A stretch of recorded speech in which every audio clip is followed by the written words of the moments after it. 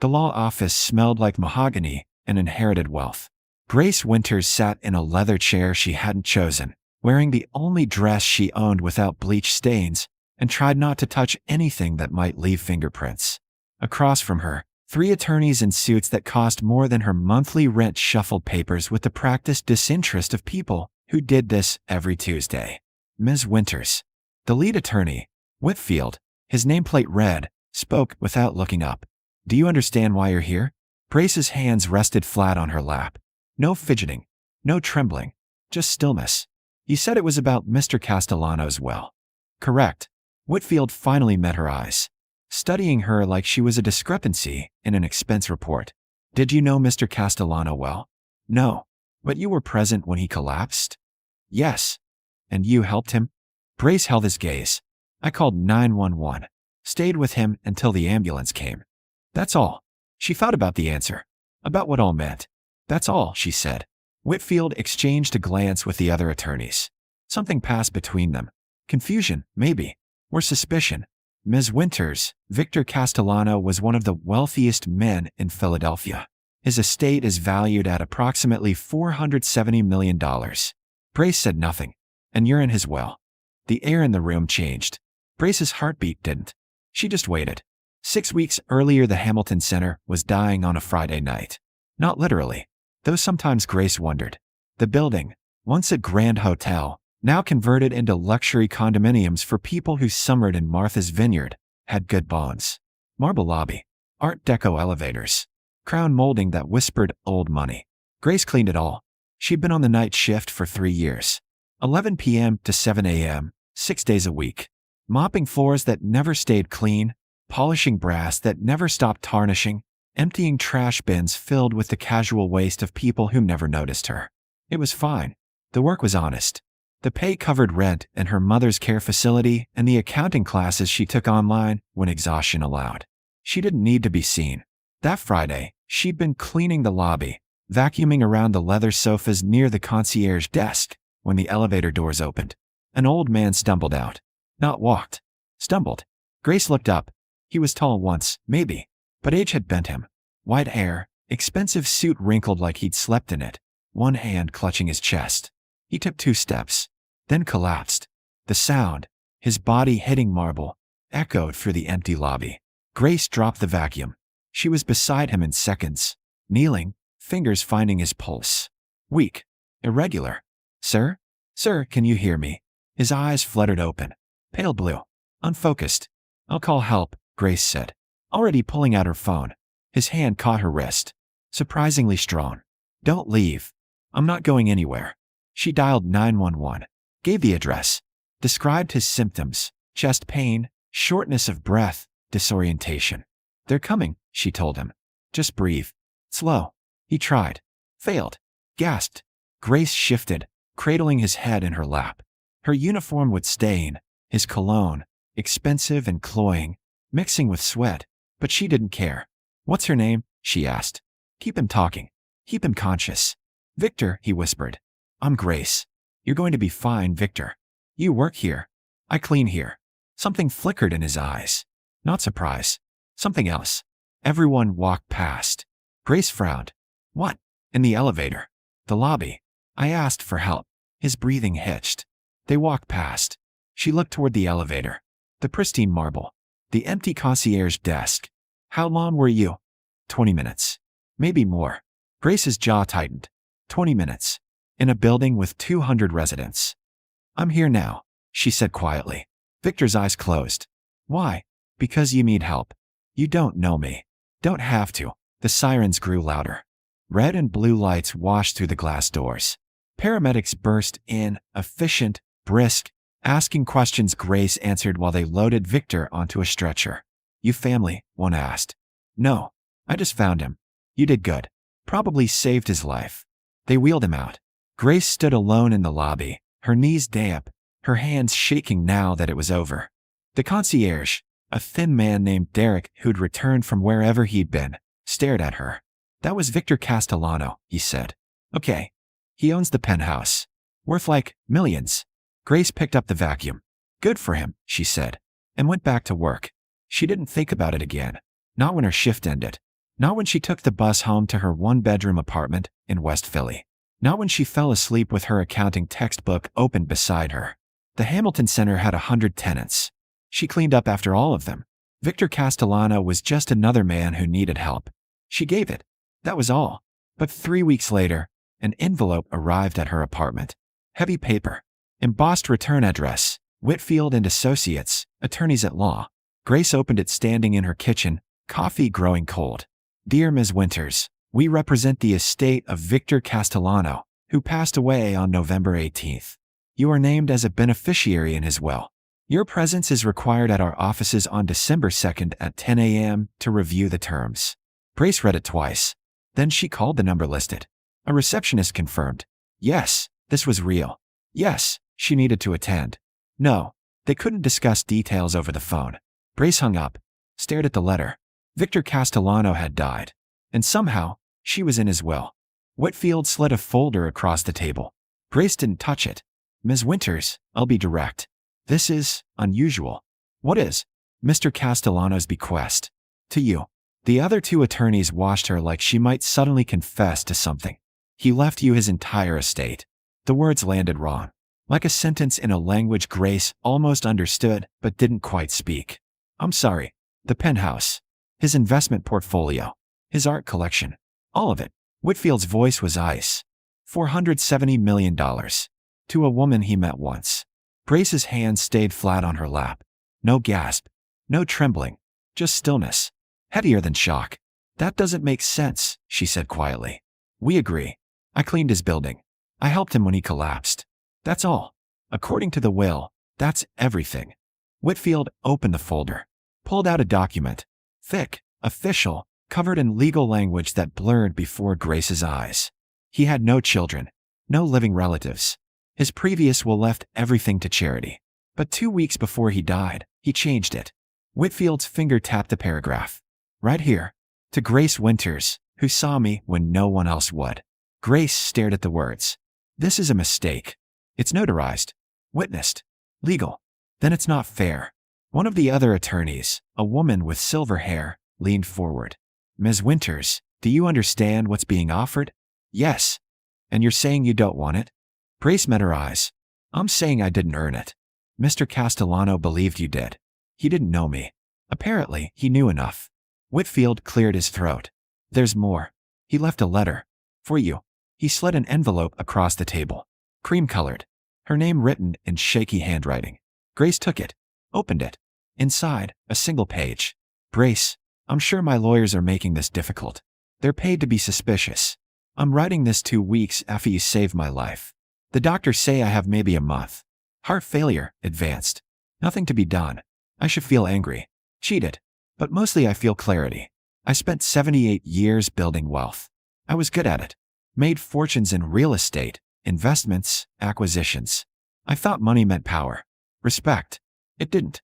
The night I collapsed, I stood in that elevator for 5 minutes, clutching my chest, barely breathing. 7 people got on. I asked for help. Every single one looked through me like I was invisible. In the lobby, I stumbled past the concierge desk. Derek, who I've tipped every Christmas for a decade, pretended not to see me. I made it 10 feet before I fell. And then you came. You didn't know who I was. Didn't know what I was worth. You just knelt down and stayed. That's worth more than anything I ever built. My lawyers will tell you this is reckless, that you're unqualified to manage this kind of wealth. They'll suggest you're taking advantage somehow. Ignore them.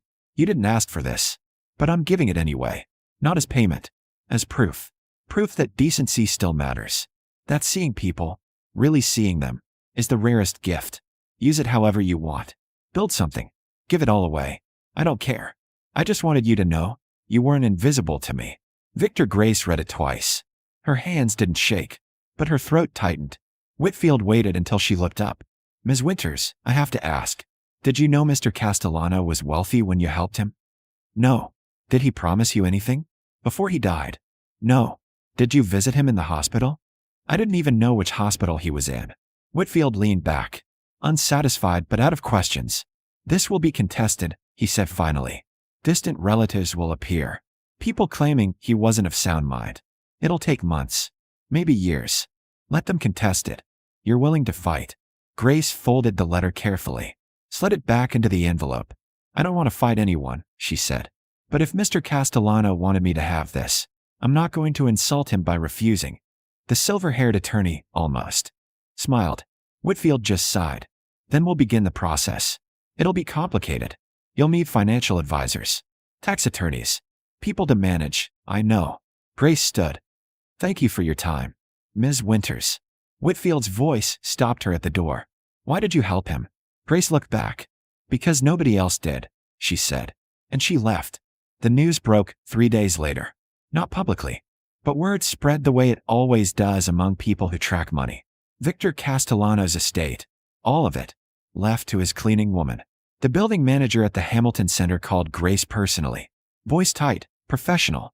We're going to need you to stop coming in for shifts. Given the circumstances, Grace had expected this. I understand. It's just awkward. For the residents. Of course. She cleared out her locker that night. 3 years of work reduced to a duffel bag. Spare uniforms, a photo of her mother, the name tag she'd worn every shift. Derek, the concierge, watched from his desk. Grace. She stopped. I didn't know, he said. That night, I didn't see him. Grace studied him. The lies sat between them like broken glass. Okay, she said. I'm sorry. She didn't respond. Just walked out into the cold December night, the building glowing behind her, and felt nothing at all. The lawyers were right. It was contested.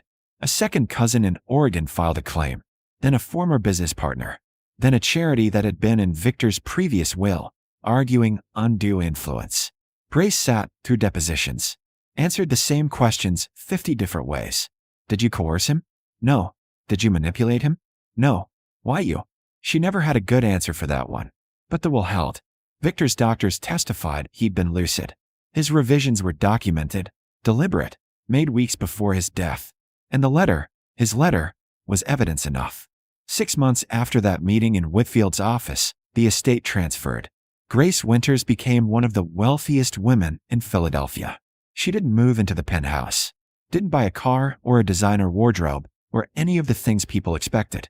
She kept her apartment in West Philly, paid off her mother's care facility for the next 10 years, finished her accounting degree, and then she started building. The Grace Castellano Foundation, named for both of them, launched quietly. No press conference, no gala, just a mission statement and a phone number. We support working people in crisis, medical emergencies, rent assistance, childcare. If you've been invisible too long, we see you. The applications came slowly at first, then faster. A single mother whose car broke down and couldn't get to work. A janitor diagnosed with cancer who couldn't afford treatment. An elderly man evicted after his pension was cut. Grace read every application herself, approved most of them. She hired a staff, small, careful, people who understood what it meant to be overlooked. And she worked, not from some glass tower, from a modest office in North Philly, surrounded by case files and coffee cups, and the same kind of people she used to clean up after. Except now, she helped them. 1 year after Victor's death, Grace returned to the Hamilton Center. Not to work, to visit. The lobby looked the same. Marble floors, brass fixtures, Derek at the concierge desk. He looked up when she entered. Did a double take. Grace. Derek. An awkward pause. I heard about the foundation, he said. That's really good. What you're doing. Thank you. Is there something I can help you with? Grace walked to the spot where Victor had collapsed. Stood there, remembering the weight of his head in her lap. The sirens. The way his hand had gripped hers. I just wanted to see it again, she said. Derek nodded. Didn't ask why. Grace looked around the empty lobby. Wondered how many people had walked past that night. How many had seen Victor and chosen not to. She thought about writing them off, judging them. But mostly, she just felt tired. Take care, Derek, she said, and left. 2 years after Victor's death, Grace stood in a community center in Kensington. The foundation had funded its renovation. New roof, updated kitchen, a medical clinic in the back. Tonight was the opening. 50 people packed into a room that smelled like fresh paint and hope. A woman approached, older, nervous. Ms. Winters? Grace turned. I just wanted to thank you. My son needed surgery. Insurance wouldn't cover it. Your foundation, you paid for everything. Grace took her hand. How is he? Recovering. He's going to be fine. Good. The woman's eyes filled. I don't know how to repay you. You don't have to. But just pass it on, Grace said gently. When you see someone who needs help, be there. The woman nodded, tears spilling over. Grace squeezed her hand once more, then moved through the crowd. She shook hands, listened to stories, met a dozen people whose lives had changed because someone had finally seen them. And when the night ended, when the crowd thinned and the lights dimmed, Grace stood alone in the empty community center. Her phone buzzed. A text from her mother's nurse. She's asking for you. Good day today. Grace smiled. Type back. On my way. She locked up, stepped into the cool night air, and walked to her car. A modest sedan, nothing fancy. As she drove through Philadelphia, past row homes and corner stores, and the kind of neighborhoods tourists avoided, Grace thought about Victor. About the letter he'd left. You weren't invisible to me. She wondered if he knew, wherever he was, what she'd built. If he'd be proud. Probably. He'd always seen things clearly. Grace pulled into the care facility parking lot, walked inside, greeted the night staff by name, and found her mother's room. Her mother was awake, smiling. There's my girl, she said. Grace kissed her forehead, sat beside the bed. Good day. Every day you visit is good. They talked for an hour. About nothing important. Everything important. And when her mother finally drifted to sleep, Grace stayed a little longer. Just watching. Just present. The way someone had once been present for a stranger in a lobby. 3 years after Victor Castellano's death, the foundation had helped over 2,000 people. Medical bills paid. Evictions prevented. Families kept whole. Grace still worked from the same office. Still drove the same car. Still lived in West Philly. She'd been invited to galas, asked to speak at conferences, offered profiles in magazines. She declined them all. The work didn't need spotlights. It just needed doing. One evening, sorting through applications, Grace found an envelope mixed in with the mail. No return address. Just her name. Inside, a handwritten note. Ms. Winters, you don't know me. But 3 months ago, your foundation paid for my daughter's surgery. She's 5. She's healthy now. I wanted you to know. I see you. A grateful father. Grace read it twice, then pinned it to the board behind her desk, next to a dozen others just like it.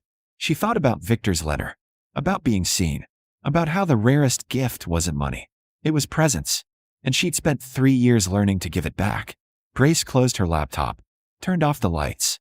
Tomorrow, there would be more applications, more people who needed help. But tonight, she went home, made tea, called her mother, sat by the window and watched the city lights. Unbothered, unmoved by wealth or recognition or the noise that came with both. Exactly as she'd always been. Just Grace, who'd knelt beside a stranger because no one else would, and built a legacy from that single moment of decency. The foundation would continue. Long after she was gone, it would help people, not because of money, but because someone had finally chosen to see. And that, more than any inheritance, was worth everything.